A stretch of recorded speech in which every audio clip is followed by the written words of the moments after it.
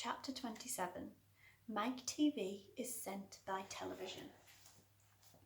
Mike TV was even more excited than Grandpa Joe at seeing a bar of chocolate being sent by television.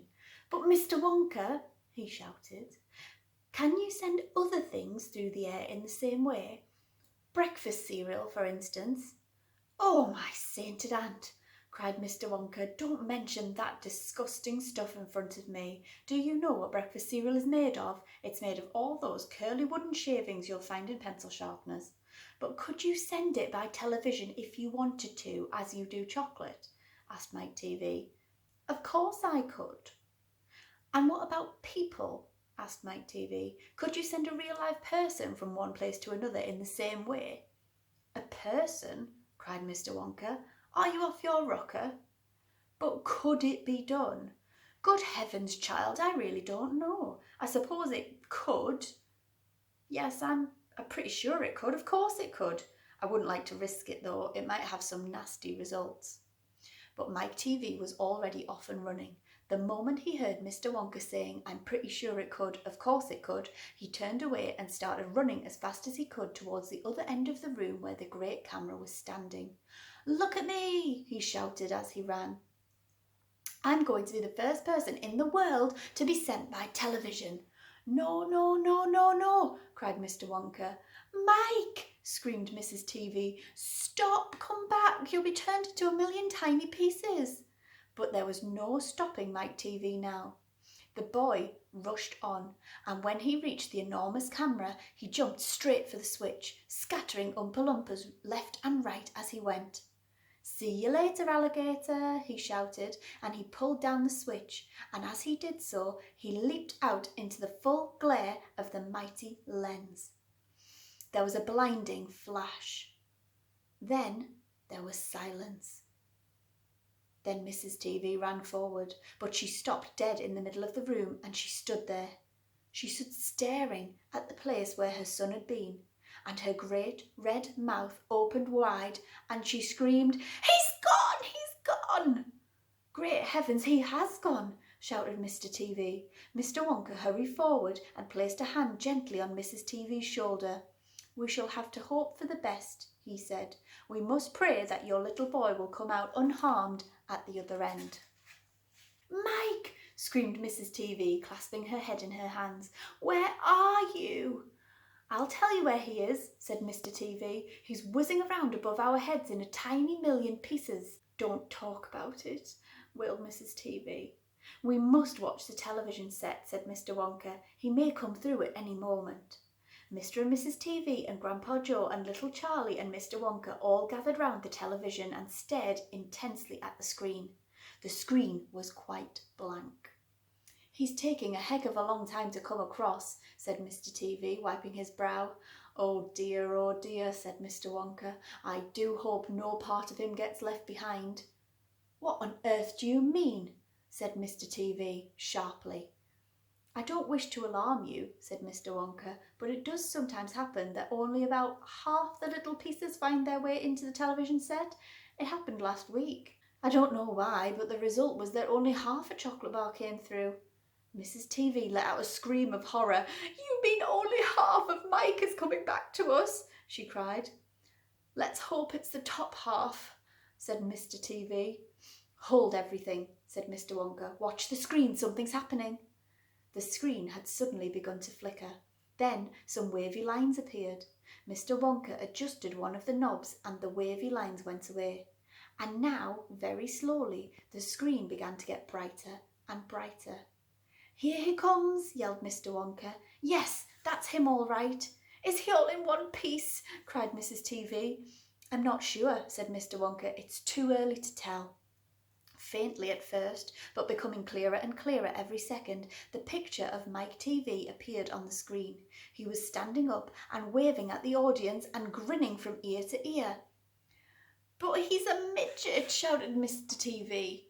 "Mike!" cried Mrs. TV. "Are you all right? Are there any bits of you missing?" "Isn't he going to get any bigger?" shouted Mr. TV. "Talk to me, Mike," cried Mrs. TV. "Say something. Tell me you're all right." In a tiny little voice, no louder than the squeaking of a mouse, came out of the television set. Mike TV. "Hi, Mum," he said. "Hi, Pop, look at me. I'm the first person ever to be sent by television." "Grab him," ordered Mr. Wonka. "Quick!" Mrs. TV shot out a hand and picked the tiny figure of Mike TV out of the screen. "Hooray!" cried Mr. Wonka. "He's all in one piece. He's completely unharmed." "You call that unharmed?" snapped Mrs. TV, peering at the little speck of a boy who was now running to and fro across the palm of her hand, waving his pistols in the air. He was certainly not more than an inch tall. "He's shrunk," said Mr. TV. "Of course he's shrunk," said Mr. Wonka. "What did you expect?" "This is terrible," wailed Mrs. TV. "What are we going to do?" And Mr. TV said, "We can't send him back to school like this. He'll get trodden on. He'll get squashed." "You won't be able to do anything," cried Mrs. TV. "Yes, I will," squeaked the tiny voice of Mike TV. "I'll still be able to watch television." "Never again," shouted Mr. TV. "I'm throwing the television set straight out the window the moment we get home. I've had enough of television." When he heard this, Mike TV flew into a terrible tantrum. He started jumping up and down on the palm of his mother's hand, screaming and yelling and trying to bite her fingers. "I want to watch television," he squeaked. "I want to watch television. I want to watch television. I want to watch television." "Here, give him to me," said Mr. TV, and he took the tiny boy and shoved him into the breast pocket of his jacket and stuffed a handkerchief on top. Squeals and yells came from inside the pocket, and the pocket shook furiously as the furious little prisoner fought to get out. "Oh, Mr. Wonka," cried Mrs. TV, "how can we make him grow?" "Well," said Mr. Wonka, stroking his beard and gazing thoughtfully at the ceiling, "I must say that's a wee bit tricky, but small boys are extremely springy and elastic. They stretch like mad. So what we'll do is we'll put him in the special machine I have for testing the stretchiness of chewing gum. Maybe that will bring him back to what he was." "Oh, thank you," said Mrs. TV. "Don't mention it, dear lady." "How far do you think he'll stretch?" asked Mr. TV. "Maybe miles," said Mr. Wonka. "Who knows? But he's going to be awfully thin. Everything gets thinner when you stretch it." "You mean like chewing gum?" asked Mr. TV. "Exactly." "How thin will he be?" asked Mrs. TV anxiously. "I haven't the foggiest idea," said Mr. Wonka. "And it doesn't really matter anyway, because we'll soon fatten him up again. All we have to do is give him a triple overdose of my wonderful super vitamin chocolate. Super vitamin chocolate contains huge amounts of vitamin A, vitamin B. It also contains vitamin C, vitamin D, vitamin E, vitamin F, vitamin G, vitamin I, vitamin J, vitamin K, vitamin L, vitamin M, vitamin N, vitamin O, vitamin P, vitamin Q, vitamin R, vitamin T, vitamin U, vitamin V, vitamin W, vitamin X, vitamin Y, and, believe it or not, vitamin Z. The only two vitamins it doesn't have in it are vitamin S, because it makes you sick, and vitamin H, because it makes you grow horns on the top of your head like a bull. But it does have in very small amount of the rarest and most magical vitamin of all, vitamin Wonka." "And what will that do to him?" asked Mr. TV anxiously. "It'll make his toes grow out until they're as long as his fingers." "Oh no," cried Miss TV. "Don't be silly," said Mr. Wonka. "It's most useful. He'll be able to play the piano with his feet." "But Mr. Wonka, no arguments, please," said Mr. Wonka. He turned away and clicked his fingers 3 times in the air. An Oompa Loompa appeared immediately and stood beside him. "Follow these orders," said Mr. Wonka, handing the Oompa Loompa a piece of paper on which he had written full instructions, "and you'll find the boy in his father's pocket. Off you go. Goodbye, Mr. TV, goodbye, Mrs. TV, and please don't look so worried. They all come out in the wash, you know, every one of them." At the end of the room, the Oompa Loompas around the giant camera were already beating their tiny drums and beginning to jog up and down to the rhythm. "There they go again," said Mr. Wonka. "I'm afraid you can't stop them singing." Little Charlie caught Grandpa Joe's hand, and the two of them stood beside Mr. Wonka in the middle of the long, bright room, listening to the Oompa Loompas, And this is what they sang. The most important thing we've learned as far as children are concerned is never, never, never let them near your television set. Or better still, just don't install the idiotic thing at all. In almost every house we've been, we've watched them gaping at the screen. They'll loll and slop and lounge about and stare until their eyes pop out. Last week in someone's place we saw a dozen eyeballs on the floor.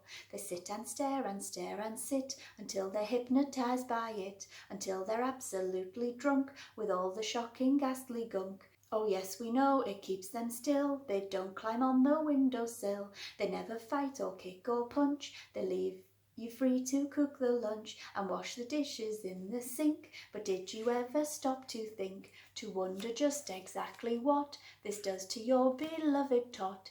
It rots the senses in the head, it kills imagination dead, it clogs and clutters up the mind, it makes a child so dull and blind, he can no longer understand a fantasy of fairyland. His brain becomes as soft as cheese, his powers of thinking rust and freeze. He cannot think, he only sees. All right, you'll cry, all right, you'll say, but if we take the set away, what shall we do to entertain our darling children? Please explain.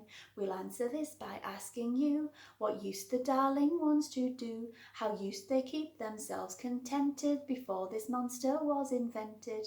Have you forgotten, don't you know? We'll say it very loud and slow. They used to read, they'd read and read and read and read and then proceed to read some more. Great Scott gadzooks, one half their lives was reading books. The nursery shelves held books galore. Books cluttered up the nursery floor, and in the bedroom by the bed more books were waiting to be read. Such wondrous fine fantastic tales of dragons, gypsies, queens and whales, and treasure isles and distant shores where smugglers rowed their muffled oars, and pirates wearing purple pants, and sailing ships and elephants, and cannibals crouching round the pot, stirring away at something hot. It smells so good, what can it be? Good gracious, it's Penelope.